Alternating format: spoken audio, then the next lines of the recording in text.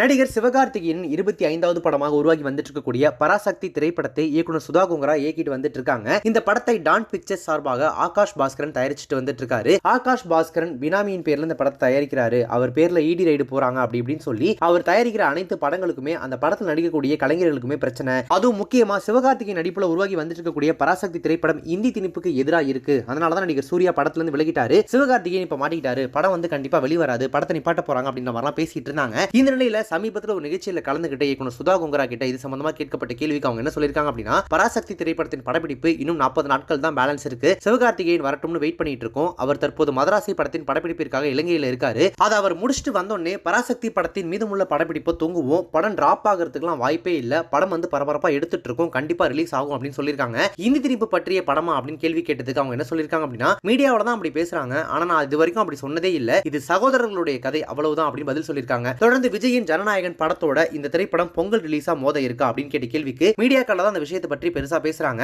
ஆனா நாங்க இன்னும் அது அதிகாரப்பூர்வமா அறிவிக்கவே இல்ல. ரிலீஸ் குறித்து எல்லாம் நான் முடிவெடுக்க முடியாது. தயாரிப்பாளர் தான் ரிலீஸ் பற்றி முடிவெடுக்கணும் அப்படின்னு சொல்லி இந்த பராசக்தி திரைப்படம் வந்து டிராப் அவுட்லாம் ஆகல. படம் பரபரப்பா எடுத்துட்டு தான் இருக்கும் அப்படின்றத சுதா கோங்கரா தெளிவுபடுத்தி இருக்காங்க.